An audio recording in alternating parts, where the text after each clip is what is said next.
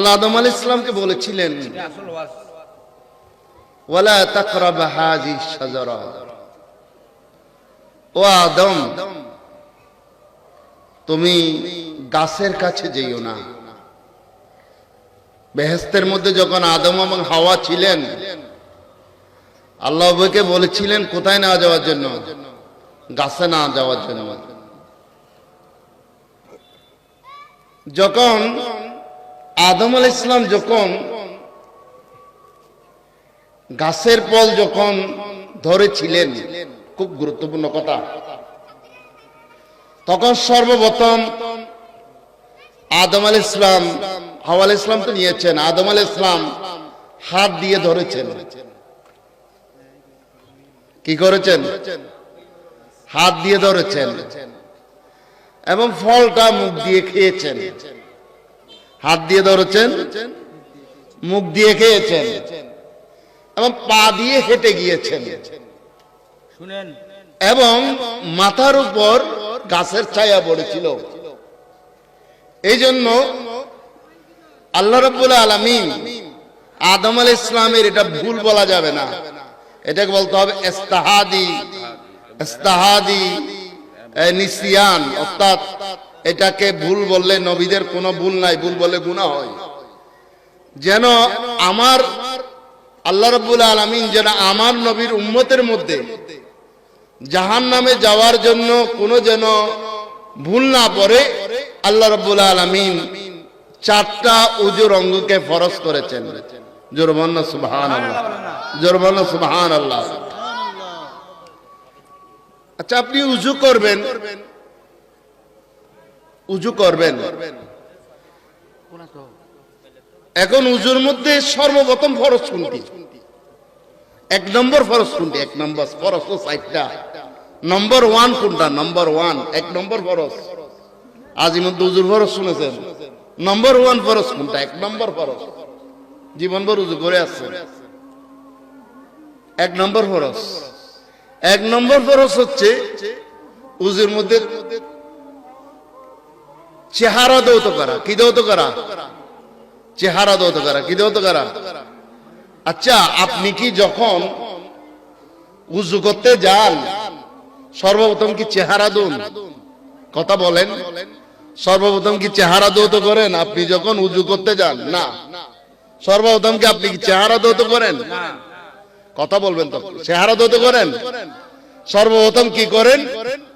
আপনি হাত দৌত করেন, হাতের কবজি কি করা? ধৌত করা। তারপর হচ্ছে কুলি করা, তারপর হচ্ছে নাকে পানি দেওয়া। এই 3টা হলো কি? সুন্নাত। এই 3টা কি?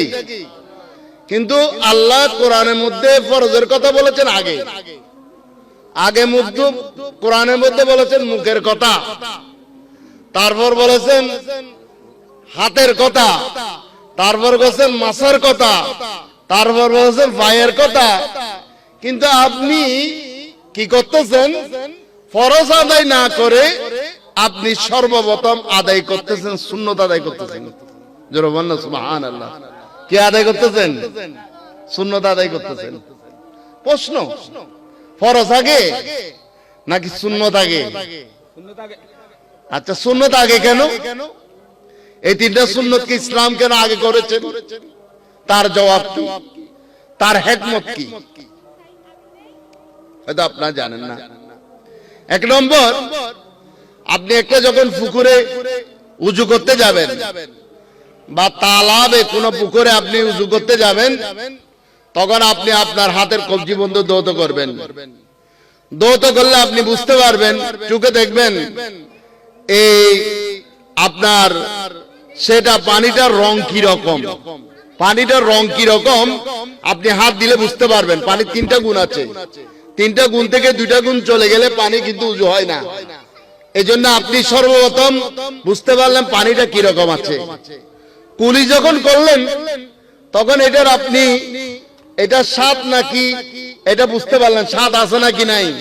পানির 3 রং, বু, গন্ধ, স্বাদ নাকের মধ্যে নিছেন, তখন আপনি এটা কি বুঝতে পারবেন গন্ধ আছে নাকি নাই। এই 3টা জিনিস চয়েস করার জন্য আল্লাহ এই জন্য রাসূল আকরাম সাল্লাল্লাহু আলাইহি ওয়াসাল্লামের সুন্নতকে কি করা হয়, আদায় করা আগে নেওয়া হয়েছে। জোরে বলেন সুবহানাল্লাহ। এখন যারা আহলে কোরআন আছে, যারা হাদিস মানে না, শুধু কোরআন শরীফ মানে, আহলে কোরআন যারা আছে, আমি আহলে কোরআন ভাইদের কাছে প্রশ্ন রেখে যাব, আপনারা আমার প্রশ্নের উত্তর দিয়ে যাবেন। আহলে কোরআন ভাইরা, তাহলে আপনারা কি উযু করার সময় শুধুমাত্র মুখ ধৌত করেন, পা ধৌত করেন, নাকি হাত ধৌত করেন, নাকি মাথায় সাইডটা ধৌত করেন, বাকিগুলা করেন নাকি না করেন? আমি আহলে কোরআন ভাই যারা বর্তমানে এখন বের হয়েছে তাদের কাছে আমার প্রথম প্রশ্ন সেটা রয়ে গেল সর্বপ্রথম। তাহলে মুখমণ্ডল ধৌত করা, উভয় হাতের কনুই সহ ধৌত করা, মাথা মাসে করা এবং কি করা, উভয় পায়ের টাকসু সহ ধৌত করা, এই চারটা হলো উযুর মধ্যে ফরজ। ফরজ সাইডটা কেন করা হলো আপনাদেরকে বলেছিলাম। সাইয়েদানা আদম আলাইহিস সালাম জান্নাতের মধ্যে যে ফল মানা করা হয়েছিল সেটা হাত দিয়ে নিষিদ্ধ ফল ধরেছিলেন এবং মুখ দিয়ে সেটা ভক্ষণ করেছিলেন, পা দিয়ে হেঁটে গিয়েছিলেন এবং মাথার উপর গাছের ছায়া পড়েছে বিদায় আল্লাহ রাব্বুল আলামিন এই নবীর উসিলায় আল্লাহ রাব্বুল আলামিন চারটা উযুর ফরজ নির্ধারণ করেছেন। জোরে বলেন সুবহানাল্লাহ। এরপর একটা প্রশ্ন লিখেছি আপনাদেরকে, উযুর তিনটা সুন্নত আগে করা হয়। এক নম্বর হচ্ছে আপনার হাতের কসবি পর্যন্ত তিনবার ধৌত করা, তারপর হচ্ছে কুলি করা, এক হাতে নিয়ে কি করা, কুলি করা, তারপর হচ্ছে কি করা, নাকে পানি দেওয়া, কি দেওয়া, এই তিনটা হচ্ছে উযুর সুন্নত। এই তিনটাকে কেন আপনারা প্রথমে করেন? করার কারণ হচ্ছে যে আপনি যখন কি করেন, এই উযু করার সময় পানিতে যখন হাত দিবেন তখন আপনি দেখবেন ওই পানিটার আপনার গুণ নষ্ট হয়েছে কি না হয়েছে সেটা আপনি বুঝতে পারবেন। মুখে নিলে, নাকে নিলে এটা স্বাদ নাকি গন্ধ, গন্ধ নাকি সুঘ্রাণ, এটা আপনি কি করতে, স্বাদ এবং গন্ধ, স্বাদ বুঝতে পারবেন কিসে, মুখে, কিসে, মুখে, আর দুর্গন্ধ বুঝতে পারবেন কিসে, নাকে। এই জন্য সর্বপ্রথম তিনটাকে কি করতে বলা হয়েছে, ধৌত করতে বলা হয়েছে। জোরে বলেন সুবহানাল্লাহ। আচ্ছা, আপনি যে আল্লাহর মহান দরবারে যাবেন, আপনি আল্লাহর মহান দরবারে যাবেন, আল্লাহ রাব্বুল আলামিন আপনাকে কিন্তু কঠিন কাজ দেয় নাই, কি দেয় নাই, কঠিন কাজ দেয় নাই। আল্লাহ আপনাকে পবিত্র করার সবচেয়ে বড় মাধ্যম হচ্ছে কি, আপনার গোসল। কি আল্লাহ আপনার জন্য কি করেন নাই, কঠিন করেন নাই। আল্লাহ বলছেন, মন্দা তুমি আমার ঘরে যখন আসবা, আমার দরবারে যখন আসবা, তখন তুমি কি করবা, 5 বার গোসল করে আসবা। কি করে আসবা? আল্লাহ তো 5 বার গোসল করে আসতে বলে নাই, বলছে আল্লাহ 5 বার গোসল করে আসতে বলে নাই। আল্লাহ বান্দাকে বলেছেন কি করার জন্য, ও বান্দা তোমার আমার ইন্নাল্লাহা রাউফুন নাস, আল্লাহ রাব্বুল আলামিন বান্দার প্রতি সবচেয়ে দয়ালু। এইজন্য আমার বান্দা তুমি কি করে আসবা, গোসল করে আসবে তো হবে না, আমার দরবারে আসলে তুমি উযু করে আসলে চলবে। জোরে বলেন সুবহানাল্লাহ। আচ্ছা, আপনাকে কেন এগুলাকে ধৌত করতে বলা হয়েছে একটু গুরুত্ব সহকারে শুনবেন।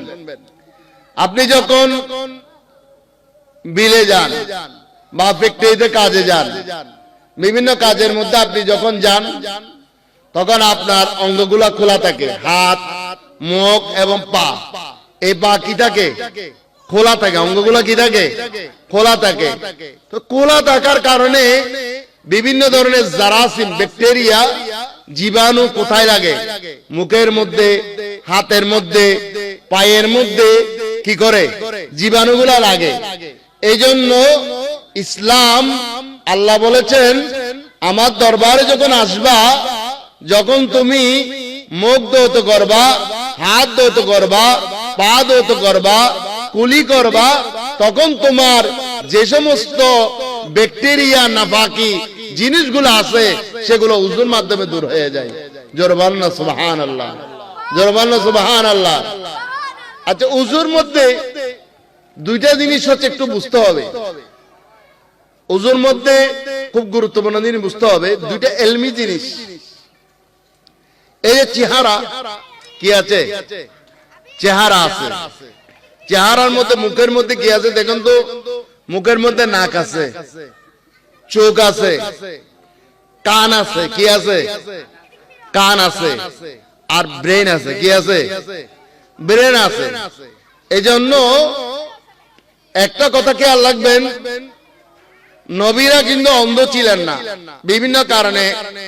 কিন্তু ইয়াকুব, যেমন হযরত ইয়াকুব আলাইহিস সালাম ইউসুফ আলাইহিস সালামের জন্য কাঁদতে কাঁদতে চোখ অন্ধ করেছেন, কি করেছেন। কিন্তু একটা মশলা হচ্ছে, কোন নবীরা আপনার কানে শুনেন নাই। কোন নবী 1,26,000 পয়গম্বরের মধ্যে কোন নবী বরা ছিলেন না, কানে শুনেন না, এমন ছিলেন না। জোরে বলেন না সুবহানাল্লাহ। কি ছিলেন না? কোন নবী কি ছিলেন না? বরা ছিলেন না। এই জন্য শরীয়তের